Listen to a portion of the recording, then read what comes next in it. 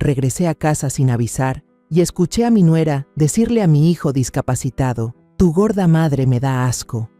Una semana después, vendí en silencio la casa valuada en 30 millones de pesos y desaparecimos, dejando solo una nota. Ella enloqueció al saber la verdad. Me alegra que estés aquí. Quédate hasta el final y dime desde qué ciudad ves mi historia. Quiero saber hasta dónde ha llegado. Crucé el portón de hierro pesado de la mansión en Polanco, Ciudad de México. Pensé que tendría una noche tranquila, tal vez sentarme junto a Mateo, mi hijo, contarle algunas historias viejas o ver una película juntos después de que se cancelara la reunión benéfica. Hacía mucho que no teníamos momentos así. Pero en cuanto mis pies tocaron el frío mármol del vestíbulo, una sensación de inquietud se instaló en mi pecho. El patio estaba vacío, ni un alma a la vista. Fruncí el ceño, reduje el paso y de pronto escuché voces provenientes de la sala. Esa voz aguda, llena de ira, era inconfundible. Isabela, mi nuera. Me detuve, con la mano aferrada a la correa del bolso. Una frase helada, como una cuchilla cortando el aire, me atravesó el corazón. Tu madre obesa me da asco, y tú también, inútil.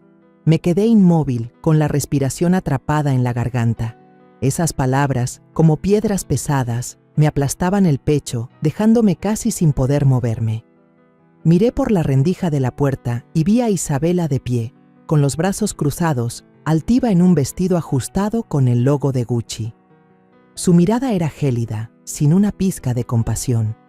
Cada palabra suya era como una daga afilada que cortaba el aire, a Mateo y a mí. Mateo, mi hijo, estaba en su silla de ruedas, con la cabeza gacha. Sus manos apretaban los brazos del asiento, los dedos blancos de la tensión. Vi cómo sus hombros temblaban, pero no dijo nada, no se defendió, no levantó la cabeza. Sentí que el corazón se me encogía.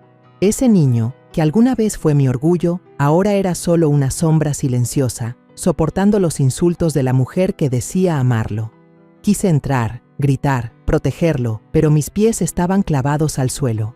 Retrocedí un paso. El tacón rozó el mármol y produjo un leve sonido.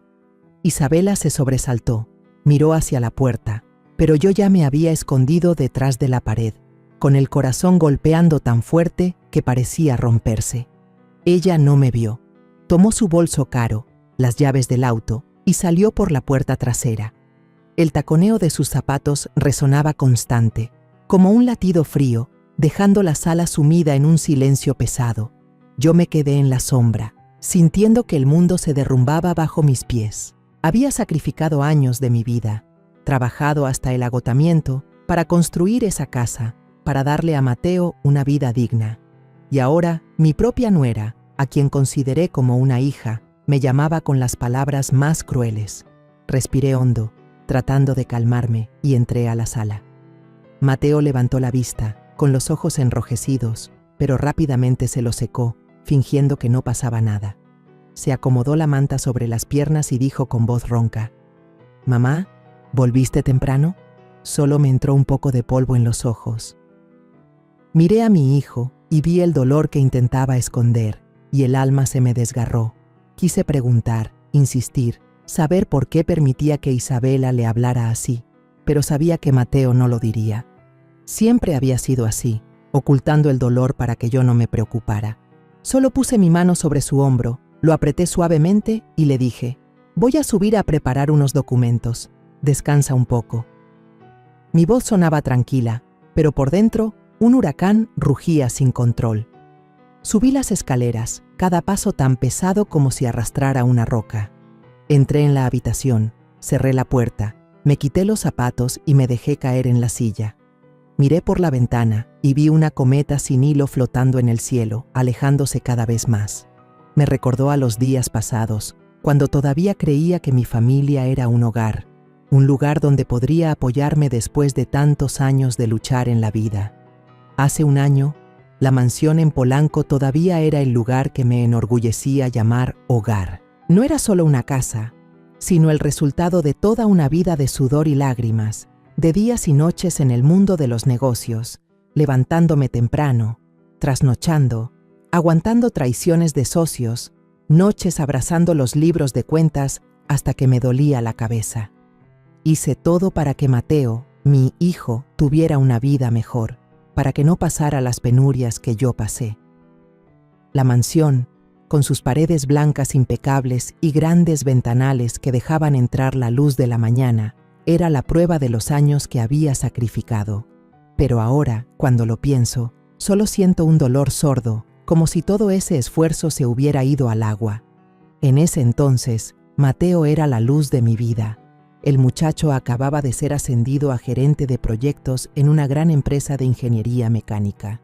Todavía recuerdo el día que llamó por teléfono, con la voz llena de emoción. «Mamá, lo logré. Me asignaron un proyecto nuevo entero para mí». Yo estaba en la cocina, con la cuchara en la mano moviendo la olla de sopa de fideo y las lágrimas a punto de salir. Estaba tan orgullosa. Mateo no solo era inteligente, también trabajador, siempre esforzándose para no decepcionarme.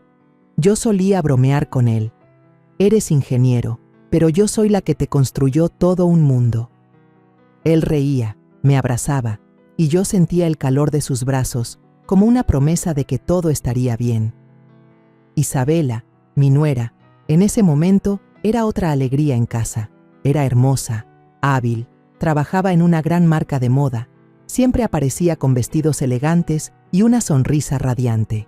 Se había casado con Mateo hacía unos años, y yo la quería como a una hija. Cada vez que cocinaba, ella entraba a ayudar, diciendo entre risas: «Mamá, enséñeme a hacer tamales, para cocinárselos a Mateo».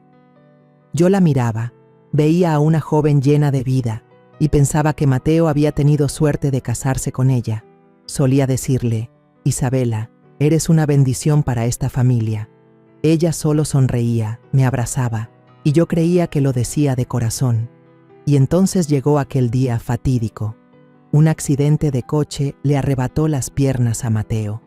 Aún recuerdo la llamada del hospital, la voz fría del médico por teléfono: «Tiene que venir de inmediato, su hijo está muy grave». Dejé caer el teléfono. Con las manos temblando, corrí al coche, sintiendo que algo me apretaba el pecho. Cuando llegué al hospital y vi a Mateo ahí, inmóvil en la cama, me derrumbé. El muchacho abrió los ojos, me miró, pero su mirada estaba vacía, como si su mundo entero se hubiera venido abajo. «Mamá, no siento mis piernas», susurró, y yo solo pude tomarle la mano, contener las lágrimas y decir: «Aquí estoy, hijo, no te voy a dejar solo». Los días que siguieron fueron una cadena interminable. Mateo ya no era el joven alegre y ambicioso de antes. Se sentaba en la silla de ruedas, mirando por la ventana, sin decir nada, en silencio. Veía cómo mi hijo se apagaba por dentro, y eso dolía más que verlo sin sus piernas. Corrí por todos lados buscando médicos, terapias físicas, cualquier cosa que pudiera ayudarlo. Le decía: «Hijo, mientras tú lo intentes, yo haré todo para que vuelvas a vivir como antes». Pero él solo asentía, con la mirada perdida. Isabela, al principio, fue un gran apoyo. Estaba al lado de Mateo, lo llevaba a fisioterapia, se sentaba con paciencia junto a él mientras hacía esos movimientos difíciles. La vi secarle el sudor, escucharlo contar una y otra vez historias de cuando trabajaba, y pensé que de verdad amaba a mi hijo. Una vez la vi sentada a su lado, tomándole la mano diciendo: «Amor, siempre voy a estar aquí, pase lo que pase». Yo estaba detrás de la puerta, y al oírla sentí que se me calentaba el corazón. Pensé que, mientras tuviera a Isabela, Mateo saldría adelante.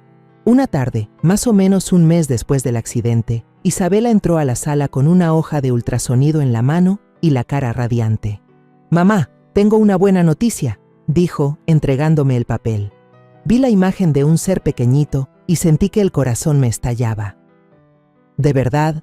¿Estás embarazada?», pregunté con la voz temblorosa. Ella asintió, sonriendo. «Sí, mamá, el bebé viene en camino». La abracé, con las lágrimas rodándome por las mejillas.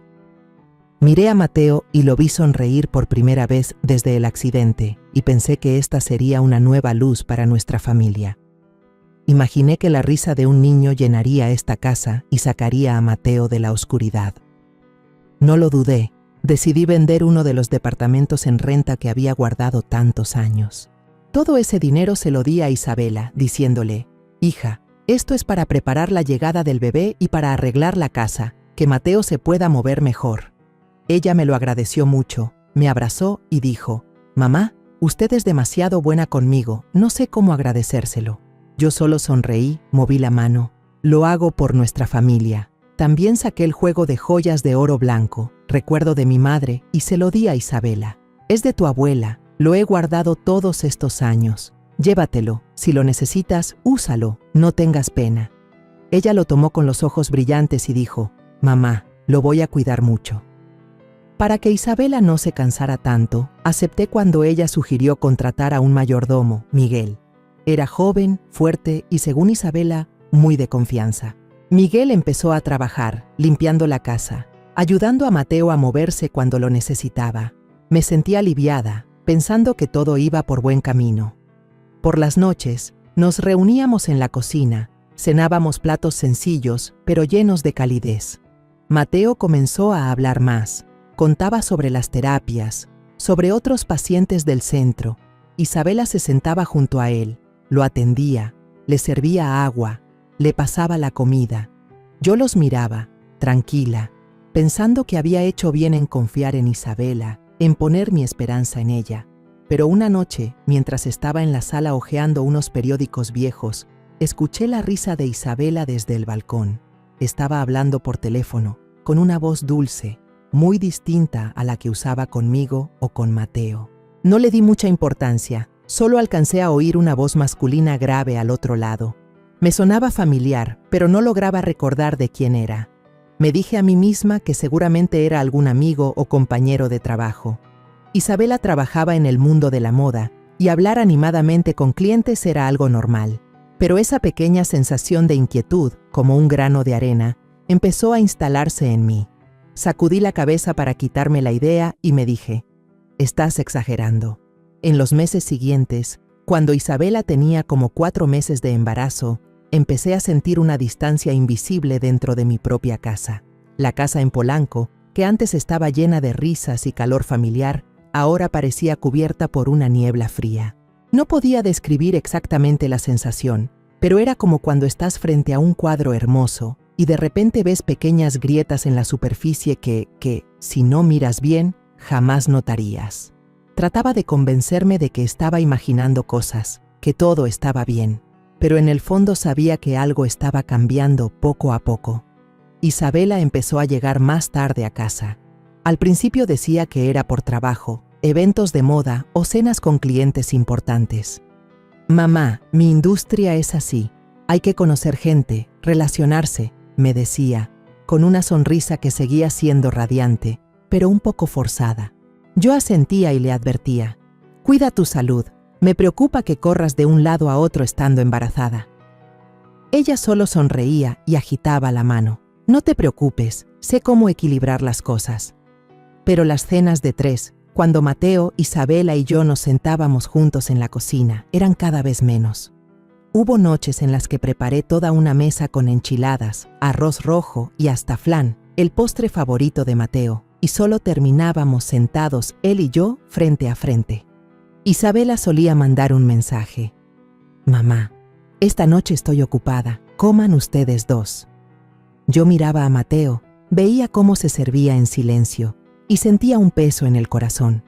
Empecé a notar pequeños detalles. Isabela se quedaba sola en un rincón, enviando mensajes desde el teléfono, con una sonrisa que nunca le había visto dedicar a Mateo ni a mí. Cuando me acercaba y preguntaba: «¿A quién le escribes que estás tan contenta?», enseguida bloqueaba la pantalla, con un gesto de ligera molestia. «A un amigo del trabajo, mamá», respondía, con voz suave pero algo apresurada. No quería pensar mal, pero la forma en que escondía el teléfono, o cómo me miraba como si estuviera invadiendo algo privado, me inquietaba. Me decía a mí misma que tal vez solo necesitaba su espacio, que quizás el embarazo la ponía más susceptible. Pero esa sensación era como un grano de arena dentro del zapato, rozando y molestando todo el tiempo. Al mismo tiempo, Miguel, el asistente que Isabela había recomendado, empezó a quedarse más tiempo en casa. Al principio me pareció normal. Ayudaba a Mateo a pasar de la silla de ruedas a la cama y con tareas que ni Isabela ni yo podíamos manejar. Pero pronto me di cuenta de que también se quedaba hasta tarde, incluso a dormir, con la excusa: la señora Isabela me pidió quedarme en la sala por si el señor Mateo necesita algo. Yo asentía, pensando que era un gesto de consideración, pero algo dentro de mí se sentía incómodo sin razón aparente. Una vez los vi conversando en la cocina, riéndose, y cuando entré se separaron de inmediato como si hubiera interrumpido un momento privado. Isabela sonrió con incomodidad. Mamá, Miguel y yo hablábamos sobre arreglar la entrada para que Mateo pueda pasar mejor. Pero la manera en que ella tocó levemente su brazo y cómo él evitó mirarme a los ojos me hicieron sentir que algo no estaba bien. Decidí decir algo, con calma pero con firmeza. Una tarde, estando solas en la sala, le comenté: hija, te veo demasiado cercana a Miguel, y eso no es apropiado. Al fin y al cabo, él trabaja aquí. Deberías guardar un poco de distancia. Isabela frunció el ceño, con un tono un poco molesto. Mamá, exageras. Solo hablamos, no seas tan sensible. Me quedé callada, evitando discutir, pero sus palabras me cayeron como una bofetada suave al orgullo. Siempre la había tratado como a una hija, había confiado en ella, y ahora sentía que me estaba dejando fuera de mi propia familia. Las veces que Isabela acompañaba a Mateo a sus revisiones médicas también empezaron a ser menos. Antes siempre era ella quien empujaba la silla, le tomaba la mano y sonreía con el doctor. Ahora solía decir: mamá, hoy estoy ocupada, que lo lleve Miguel.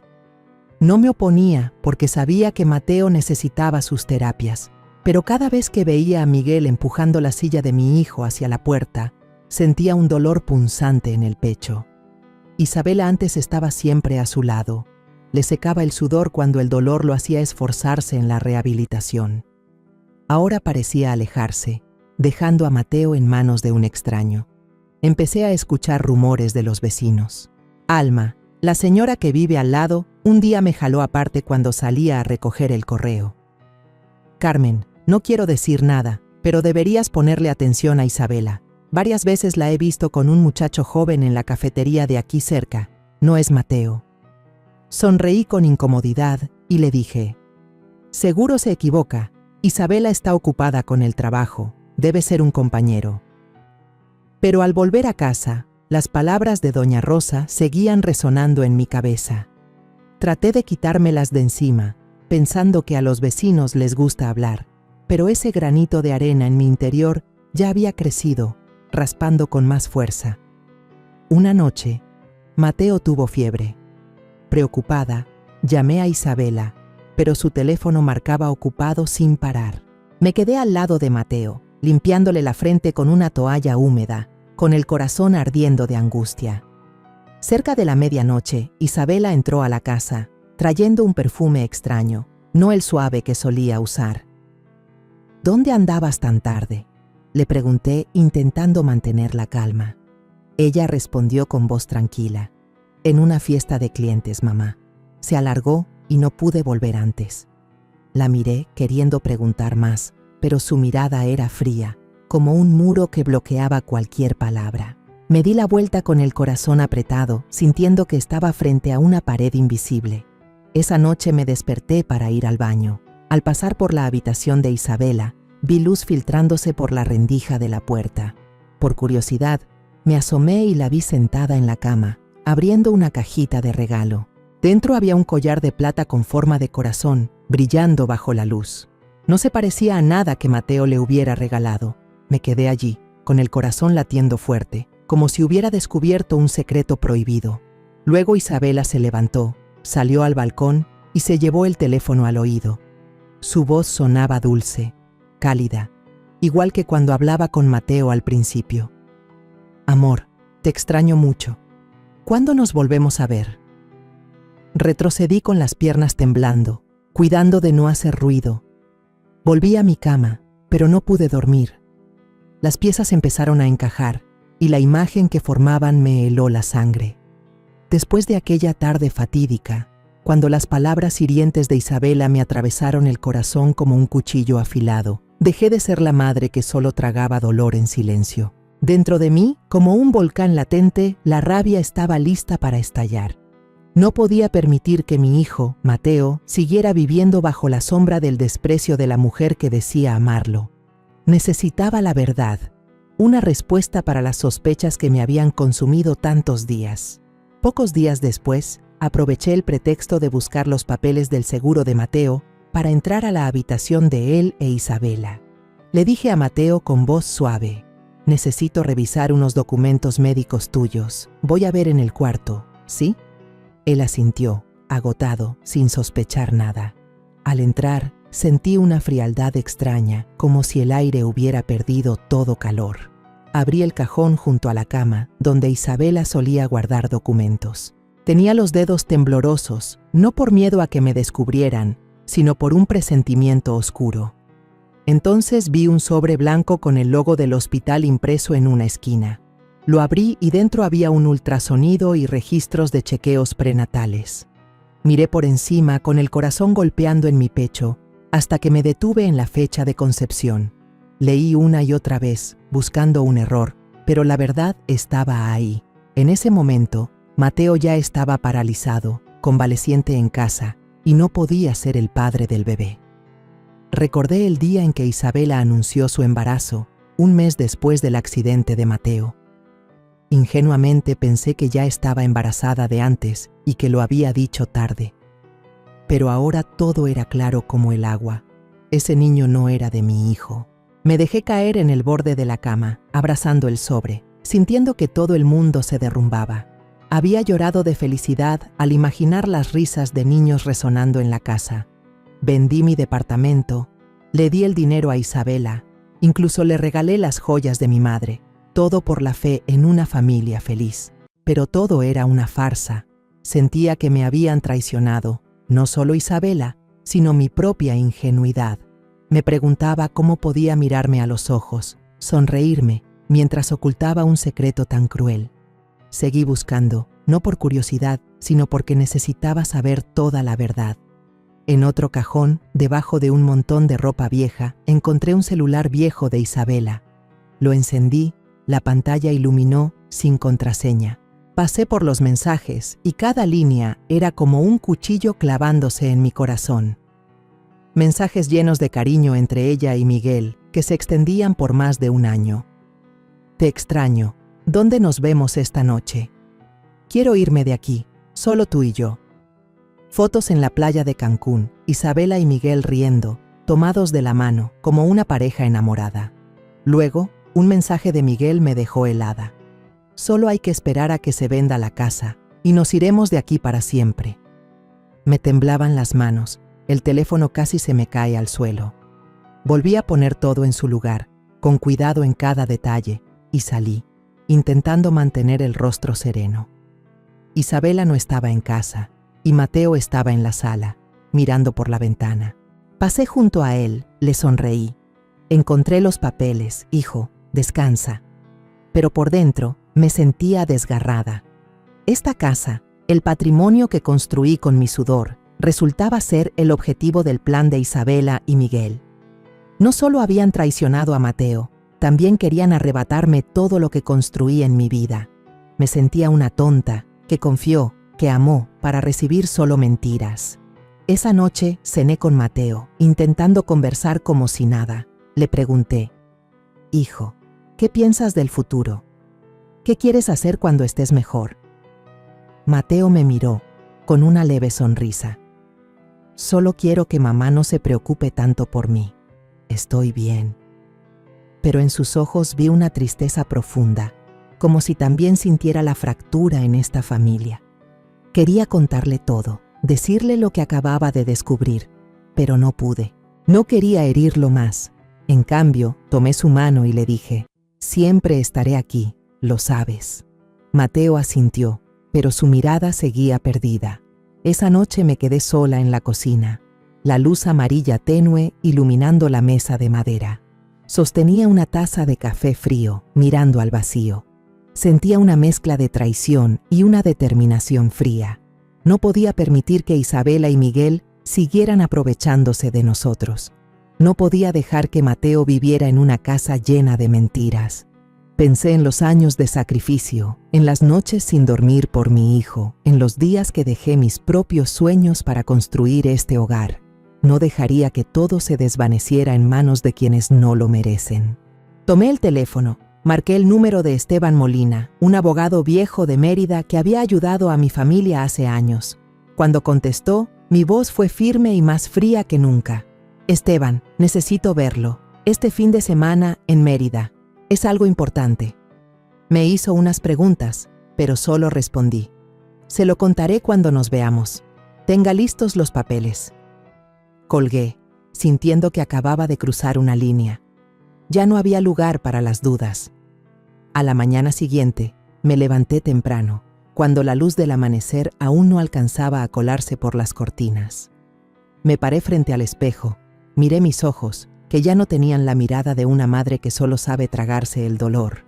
Había en mí algo frío, decidido, como si acabara de encontrar otra versión de mí misma, una mujer dispuesta a luchar para proteger a su hijo y lo que le pertenece. Me puse una camisa sencilla, me até el cabello con cuidado y tomé el autobús hacia Mérida para reunirme con Esteban Molina, un viejo abogado que había sido gran amigo de mi difunto esposo. Él había ayudado a mi familia a superar momentos difíciles en el pasado y ahora lo necesitaba más que nunca. El autobús se sacudía por el camino largo, pero en mi mente no había espacio para el cansancio. Pensaba en Mateo, en sus ojos tristes, en los insultos de Isabela y en los mensajes entre ella y Miguel. Cada pensamiento era como una puñalada, pero en lugar de dejar que me derribara, lo usé para templar mi voluntad. Cuando llegué a la oficina de Esteban en Mérida, me recibió con un abrazo cálido. «Carmen, ¿cuánto tiempo sin verte? ¿Qué pasó para que vengas con tanta urgencia?», preguntó con voz firme. Me senté, respiré hondo y resumí todo. Las palabras de Isabela, que el bebé no era de Mateo, el plan de ella y Miguel para quedarse con nuestra casa. Le dije, con voz fría: «Esteban, necesito que transfieras todos los bienes, incluida la casa en Polanco, a mi nombre. No voy a dejar que toquen ni un centavo». Esteban frunció el ceño, pero no hizo muchas preguntas. Asintió, tomó nota rápido y dijo: «Quieres proteger tus bienes, lo entiendo. Te propongo abrir una cuenta en Suiza, transferir el dinero ahí y crear un fideicomiso a tu nombre. Así, nadie, ni siquiera Isabela, podrá tocarlo». Acepté de inmediato, sintiendo que había encontrado una salida. «Hazlo ya, Esteban, no me queda mucho tiempo», respondí con firmeza. Él me miró, sorprendido por mi determinación, y luego asintió. «De acuerdo, Carmen, me encargaré de todo. Vete a casa y no dejes que nadie se entere de esto». De regreso a casa, intenté mantener una expresión tranquila, como si nada pasara. Isabela estaba en la cocina, hojeando una revista de moda. Sonreí y pregunté: «Hija, ¿cómo van las cosas para el bebé? ¿Quieres que compre algo más?». Ella levantó la vista, sonrió forzada y dijo: «Sí, estoy mirando unas cositas más, gracias». Saqué algo de efectivo y se lo di. «Toma, para que compres más cosas para el bebé. Quiero lo mejor para mi nieto». Sus ojos brillaron un instante, pero supe que no sospechaba nada. Creía que yo seguía siendo la madre ingenua que confiaba en su teatro. Pero yo ya no era la misma Carmen. Empecé a contactar discretamente a una agente inmobiliaria que Esteban me recomendó. Por teléfono le dejé claro: «Quiero vender la casa de Polanco lo antes posible, pero debe ser absolutamente confidencial. Nadie puede saberlo, ni siquiera la familia». La agente, una mujer de mediana edad llamada Laura, aceptó. «Entiendo, señora Carmen. Me encargaré y no divulgaré nada». Sentí alivio, pero también dolor. Esa casa era mi vida, los años de esfuerzo que la habían construido. Pero sabía que, si quería proteger a Mateo, tenía que dejarla ir.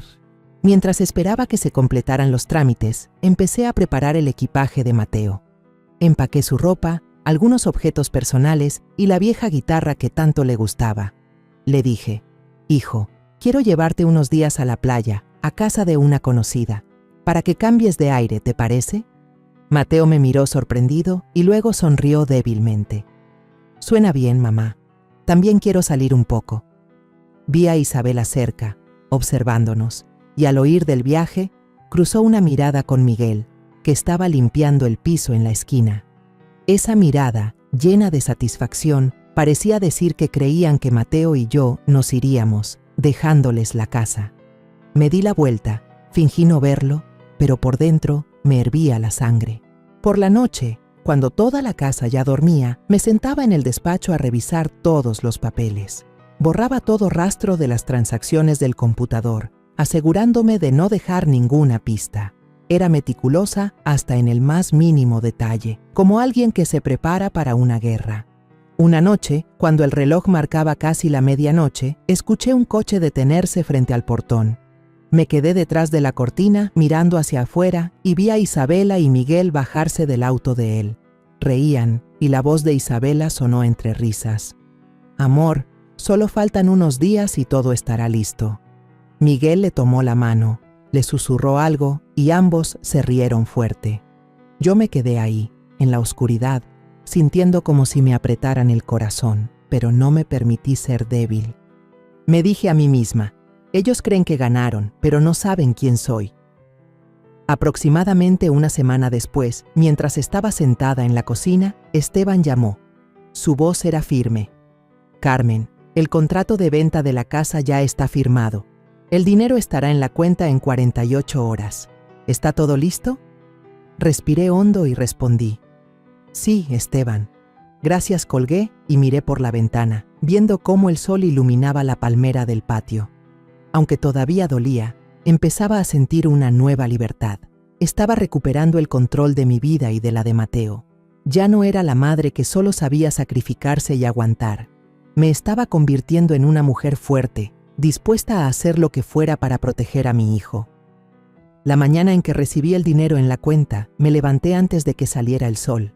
La luz tenue se filtraba por la ventana, iluminando el piso de madera en la habitación que ya no consideraba un hogar. Me paré frente al espejo, mirándome a mí misma, una mujer de 55 años, con canas, pero con una nueva chispa en los ojos, ya no la resignación que solía llevar. Respiré hondo, sintiendo una calma fría recorrerme las venas. Ese día Mateo y yo desapareceríamos, dejando atrás las mentiras, dejando atrás la casa que alguna vez fue mi vida. Retiré el efectivo necesario del banco, cuidando que nadie me siguiera.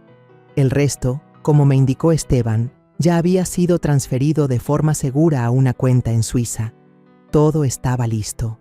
Entré en la habitación de Mateo y lo encontré dormido, su rostro tranquilo pero con una sombra de tristeza. Lo toqué suavemente en el hombro y le dije en voz baja, «Mateo, despierta, hijo. Vamos a ir a la playa unos días. Quiero que cambies de aire». Mateo abrió los ojos, aún somnoliento, pero asintió. «Suena bien, mamá. Yo también quiero salir». Sonreí, aunque dentro de mí había un oleaje contenido. No dije nada más, solo lo ayudé a alistarse. Ya tenía lista una maleta pequeña, con solo lo necesario, algunas mudas de ropa, la guitarra vieja de Mateo y una foto familiar de hace años, cuando todo estaba intacto. Había alquilado una sub a través de un conocido de confianza, un chofer llamado Juan, que me había llevado a trabajar un par de veces. «Señora Carmen, ¿segura que no quiere que le pregunte nada más?», dijo con una mirada sincera. Asentí. «Juan, solo necesito que nos lleve. No le diga a nadie, ni siquiera a su mejor amigo». Él asintió sin más. Ayudé a Mateo a subir al auto. Puse la silla de ruedas en la cajuela y miré la casa por última vez. El portón de hierro pesado, las paredes blancas, el jardín que cuidé con tanto esmero, todo ahora no era más que un recuerdo. No volví la cabeza. Antes de irme, dejé un sobre blanco sobre la mesa de la sala. Dentro había una nota que escribí a mano la noche anterior, cada palabra marcada en mi corazón. «Gracias por mostrarme quién eres en realidad. Desde ahora, mi hijo y yo no tendremos nada más que ver contigo». Pensé mucho antes de escribir esas líneas. Quería que Isabela supiera que lo había visto todo, que lo entendía todo, pero no quería malgastar palabras con ella. En el sobre también estaba una copia de los papeles de divorcio que Mateo ya había firmado. Días antes me había sentado con él y le conté toda la verdad, sobre el bebé, sobre los mensajes de Isabela y Miguel. Mateo guardó silencio mucho rato y al final solo dijo: «Mamá, quiero terminar con todo». Firmó los papeles con las manos temblorosas, pero en su mirada, aunque dolida, había un dejo de alivio. Guardamos ese secreto, sin que Isabela sospechara nada.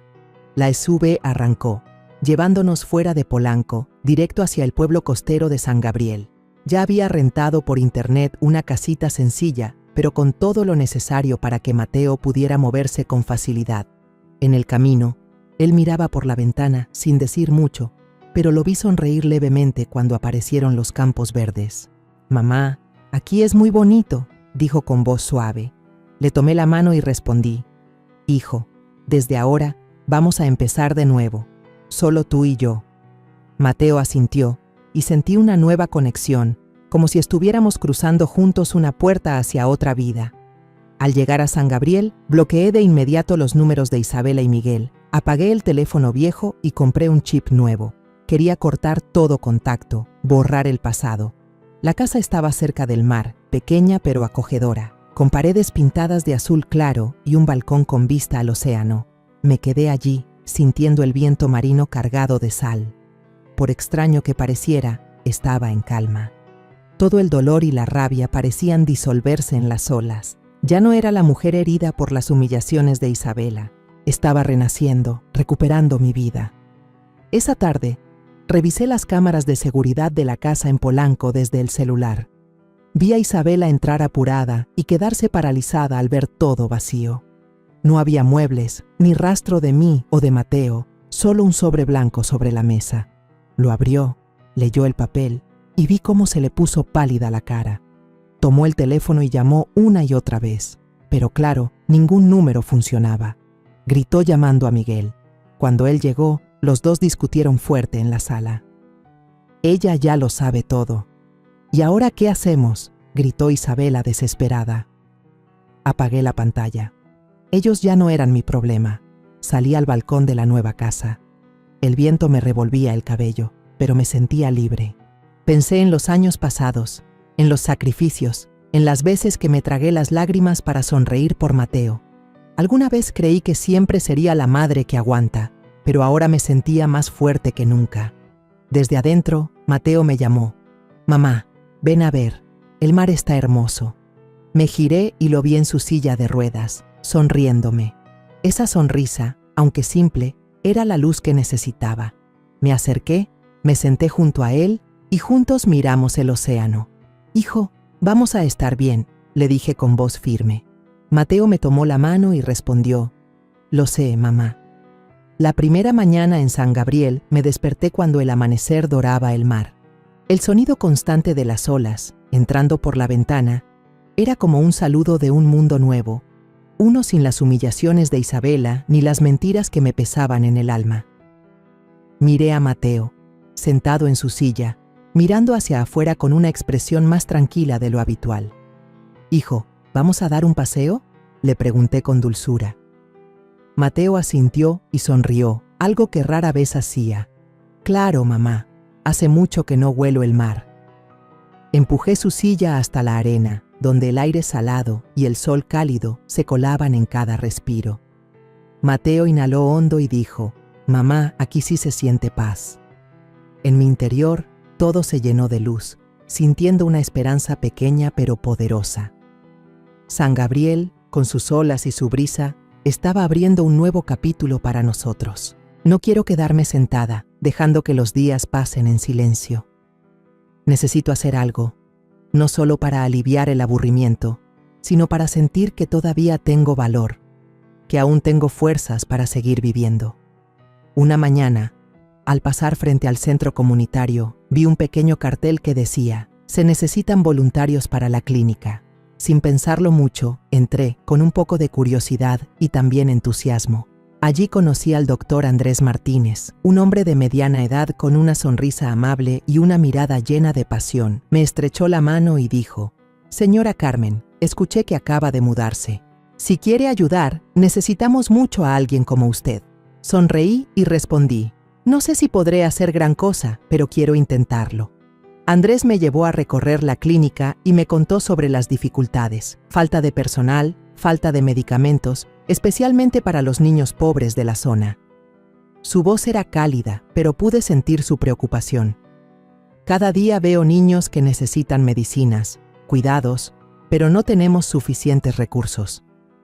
Sus palabras tocaron mi corazón, como un recordatorio de que, aunque he perdido muchas cosas, todavía puedo dar algo a los demás.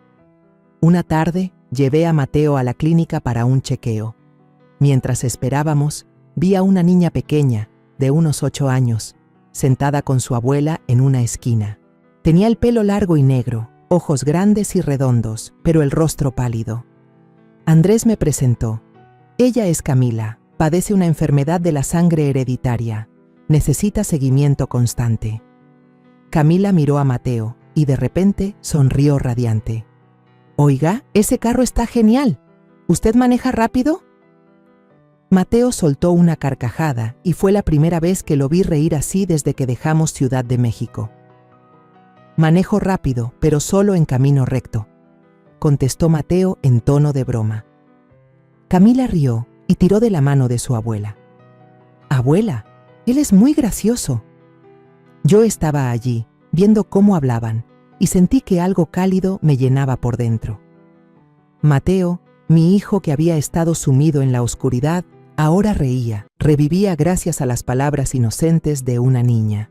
Poco a poco, Camila y su abuela se convirtieron en grandes amigas de nosotros. Solían visitar nuestra pequeña casa por la noche, trayendo unos churros o una jarra de chocolate caliente hecho en casa. «Señora Carmen, tiene que probar mi chocolate, es receta de familia», me decía la abuela de Camila, doña Rosa, con una sonrisa amable. Nos sentábamos alrededor de la mesa de madera, comíamos, charlábamos, y yo sentía que tenía un nuevo hogar, no hecho de ladrillos, sino de momentos sencillos y sinceros. Mateo empezó a abrirse más, contándole a Camila sobre sus días como ingeniero, sobre las máquinas que había diseñado. Camila lo escuchaba con los ojos brillando. «¿Puede hacer hasta aviones?» Mateo sonrió. «No aviones, pero sí algunas cosas muy interesantes». Yo miraba a mi hijo, veía la luz en sus ojos y sabía que estábamos empezando a encontrarnos de nuevo. Por las tardes solía ver a Mateo y a Camila en la clínica, sentados bajo el alero. Mateo le enseñaba a dibujar barcos en papel, mostrándole cómo tomar el lápiz, cómo mezclar los colores. «Camila, dibujaste este igualito que los del mar», la elogiaba, y ella sonreía feliz. Una vez, Mateo llevó su guitarra, tocó unos acordes sencillos, y Camila aplaudió, cantando una canción popular que había aprendido de su abuela. Yo, desde lejos, miraba a los dos y sentía que mi corazón empezaba a sanar. Las heridas de Ciudad de México, de las palabras hirientes de Isabela, de su traición, seguían ahí, pero ya no lo eran todo. Estaba encontrando alegría en las cosas pequeñas, en la sonrisa de Mateo, en la inocencia de Camila. Una tarde al atardecer, me senté en la playa con Andrés, viendo a Camila volar una cometa, la cuerda danzando en el cielo anaranjado. Mateo estaba en su silla de ruedas, sonriendo al mirarla, mientras sus manos marcaban el ritmo de una melodía invisible. Andrés se volvió hacia mí y dijo: «Carmen, ¿ve? Los niños como Camila necesitan más que medicinas. Necesitan esperanza, necesitan a personas como usted y Mateo». Sus palabras me dejaron pensando. Le conté mi idea de crear un fondo de apoyo comunitario para ayudar a pacientes como Camila, personas que no tienen dinero para medicinas o atención médica. «No tengo mucho, Andrés», le dije, «pero quiero hacer algo para que estos niños tengan una oportunidad». Andrés asintió, con los ojos iluminados. «Carmen, yo la voy a ayudar. Podemos empezar con cosas pequeñas, como una clínica mejor, un fondo para niños pobres». Miré hacia el mar, sintiendo que una nueva llama se encendía en mi interior. No solo estaba sobreviviendo, estaba viviendo, encontrando un nuevo propósito para mí misma. Una mañana en San Gabriel, cuando el sol apenas brillaba sobre el mar, me preparaba para salir rumbo a la clínica, cuando escuché unos golpes apresurados en la puerta. Abrí, Y ahí estaba doña Rosa, la abuela de Camila, con el rostro pálido y los ojos enrojecidos. «Carmen, por favor, Camila, ella no está bien», dijo con la voz temblorosa, casi quebrada. «Sangra por la nariz desde la mañana y ahora está mareada, no puede mantenerse en pie». Sentí que el corazón se me encogía, como si alguien lo apretara con fuerza. No lo pensé mucho y solo le dije: «Cálmese, voy con usted ahora mismo». Volví adentro y llamé a Mateo. «Hijo, voy con doña Rosa a la clínica, quédate aquí y descansa». Pero Mateo negó con la cabeza, con voz firme: «Mamá, voy contigo. Camila, quiero saber si está bien». Lo miré a los ojos, vi su preocupación sincera y asentí. Nos apresuramos a llegar a la clínica, donde el doctor Andrés nos esperaba. Camila estaba recostada en una camilla, su carita pálida, los ojos cerrados, los labios resecos. Doña Rosa le sostenía la mano, llorando sin consuelo. Andrés la revisó rápidamente y luego me llevó a un rincón, con voz grave: «Carmen, la situación de Camila es muy delicada. Necesita un medicamento especial de inmediato, o habrá que trasladarla a un hospital grande en Mérida. Pero ese medicamento no está disponible aquí, y es muy caro». Pregunté con voz temblorosa: «¿Cuánto, Andrés?». Él me miró, dudando. «Unos 50,000 pesos por una dosis suficiente para estabilizarla». La cifra me dejó aturdida. Ya había transferido la mayor parte de mi dinero a una cuenta en Suiza, y la cuenta del banco local llevaba días con problemas de transacción. El efectivo que tenía no alcanzaba. Me quedé ahí, sintiendo que el suelo se abría bajo mis pies. Camila, la niña de la sonrisa radiante, la que le devolvió la luz a Mateo, ahora yacía débil como una vela a punto de apagarse. Miré a Mateo, que apretaba con fuerza las manos en los reposabrazos de la silla de ruedas, con los ojos llenos de preocupación. Sabía que tenía que hacer algo. Me giré hacia Andrés y le dije: «Buscaré la manera. Manténgala estable hasta que regrese». Andrés asintió y me puso la mano en el hombro. «Carmen, confío en usted, pero debe ser rápido». Regresé a casa, abrí la caja fuerte y saqué una joya de oro blanco, el último recuerdo que me quedaba de mi madre. Era un collar con dije en forma de corazón, el que ella usó el día de su boda, el que yo pensaba conservar hasta el final de mis días. Lo sostuve en mis manos, sintiendo que tenía un pedazo de memoria, pero pensé en Camila, en sus ojos brillantes jugando con Mateo, en su sonrisa cuando volaba la cometa en la playa. No podía dejar que se fuera. Guardé el collar con cuidado y llamé a un conocido en Mérida que compra y vende joyas. «Carmen, esta pieza es muy valiosa. ¿Estás segura?», me preguntó por teléfono. Le respondí, con voz decidida: «Véndala. Necesito el dinero hoy mismo». Mientras esperaba a que llegara la medicina desde Mérida, regresé a la clínica. Mateo estaba sentado junto a Camila, tomándole la mano y contándole la historia de la cometa que canta. «Camila, ¿sabes? Esta cometa es muy especial. Vuela alto, canta fuerte y lleva los sueños de todos», dijo Mateo con voz suave. Camila, aunque débil, sonrió levemente. «Tío, quiero ver esa cometa». Me quedé en la puerta mirándolos, con las lágrimas a punto de salir. Mateo, el hijo que alguna vez se ahogó en su dolor, ahora usaba ese mismo dolor para consolar a una niña. Sentí una nueva fuerza en él y también en mí. Ya no solo luchaba por Mateo, sino por personas como Camila, personas que me necesitan. Al final de la tarde llegó la medicina. Andrés le aplicó la primera dosis a Camila y luego le puso suero. Después de unas horas tensas, salió y me sonrió con cansancio. «Está estable, Carmen, pero habrá que seguir vigilándola». Doña Rosa corrió a abrazarme, llorando. «Carmen, si no fuera por usted, mi nieta, no sé qué habría hecho». La abracé, dándole unas palmaditas en la espalda, y le dije: «Rosa, somos familia. No voy a dejar sola a Camila». Pero por dentro sentía un vacío. La pulsera de mi madre se había ido, y con ella una parte de mis recuerdos. Sin embargo, a cambio, había salvado a Camila, y eso valía más que cualquier recuerdo. De camino a casa, le conté a Mateo y a Andrés mi idea de fundar el Fondo Luz de Sol, para ayudar a niños y mujeres vulnerables de la comunidad. Quiero hacer algo para que ningún niño como Camila tenga que esperar medicinas, dije con firmeza. Mateo me miró con los ojos iluminados. Mamá, te apoyo. Quiero ayudar, aunque sea enseñándoles a dibujar o tocar música. Andrés asintió, tomándome la mano. Carmen, cuente conmigo. Lo vamos a lograr. Sus promesas fueron como una brisa fresca, borrando las cicatrices que aún quedaban en mi corazón. Esa noche, acostada, pensé en lo vivido. Perdí el recuerdo de mi madre, pero encontré una nueva luz. Pensé en Camila, en su débil sonrisa, en cómo Mateo le sostuvo la mano para darle fuerza. Pensé en San Gabriel, en las personas que se habían convertido en mi nueva familia. Mi corazón, aunque marcado por heridas pasadas, ahora estaba lleno de esperanza. Tras 3 meses de preparación constante, el Fondo Luz de Sol finalmente abrió sus puertas en San Gabriel. Me paré frente a la sede, un viejo almacén remodelado en centro comunitario, con el corazón lleno de orgullo y algo de nervios. Las paredes estaban pintadas de azul marino.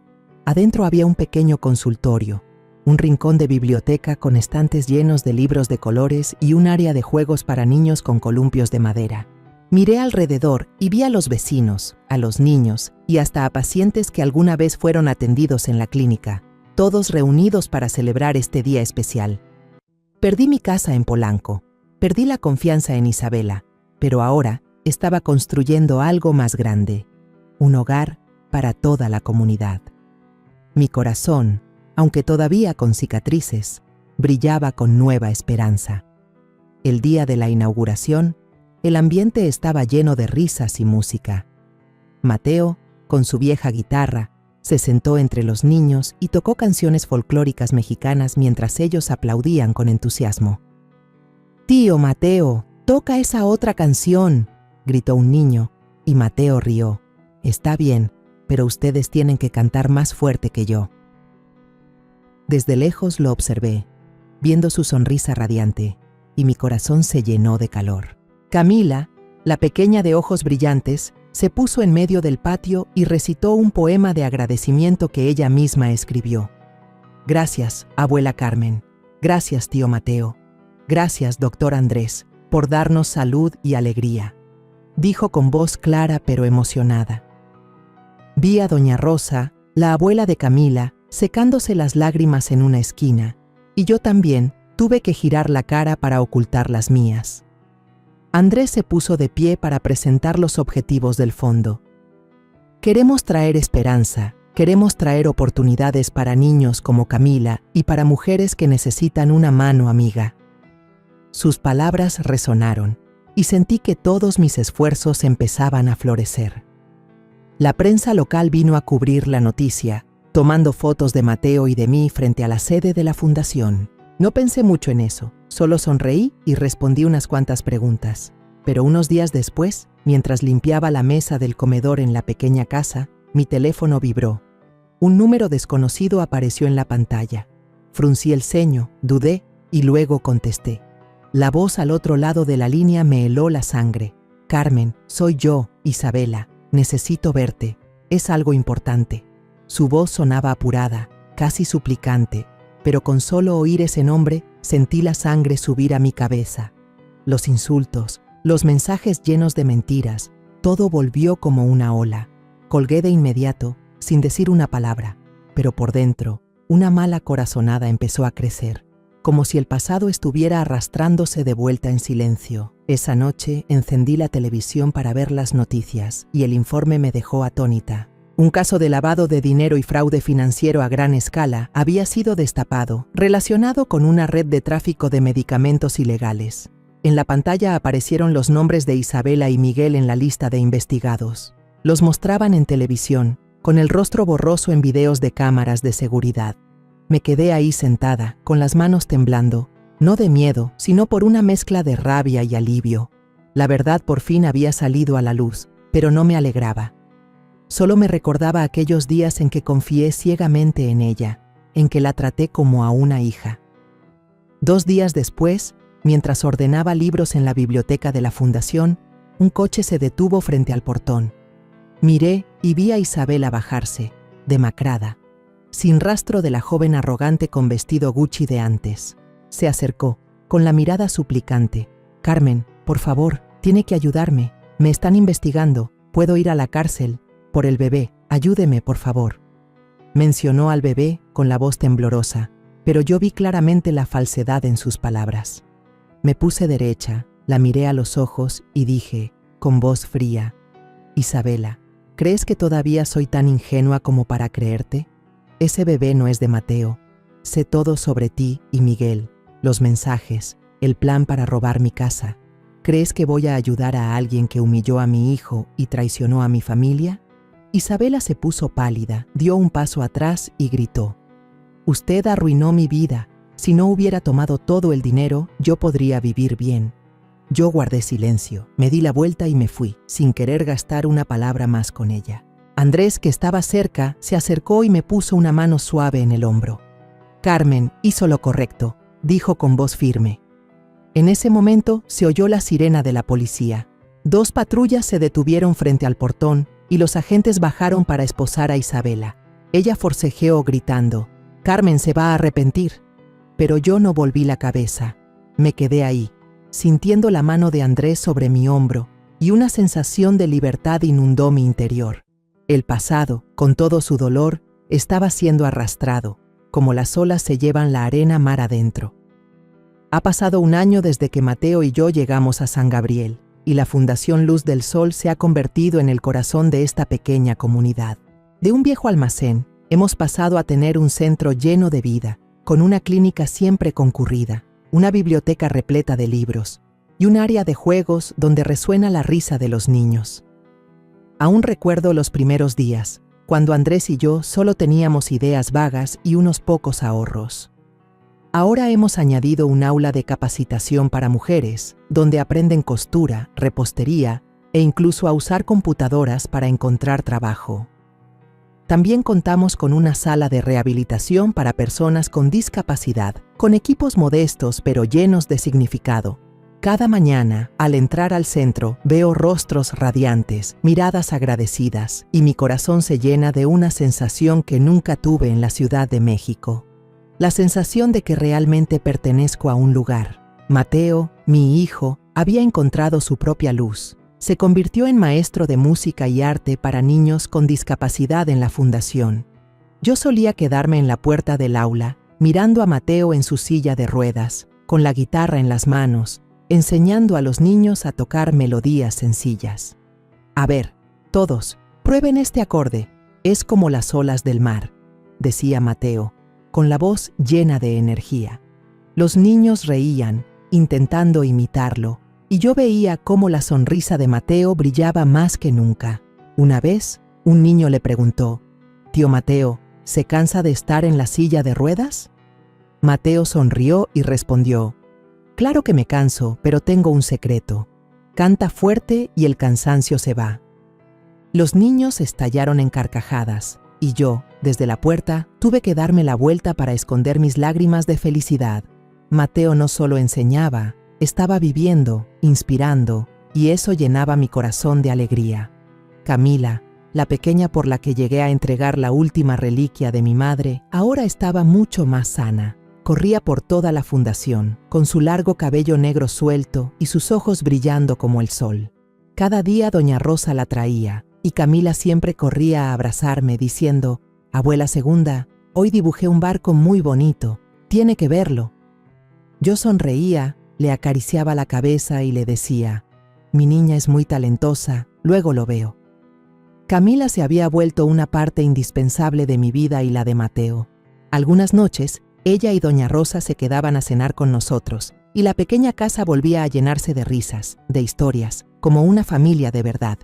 Al mirarla, recordaba los días oscuros en Ciudad de México, pero me repetía: «Todo ese dolor me trajo hasta aquí, a un nuevo hogar».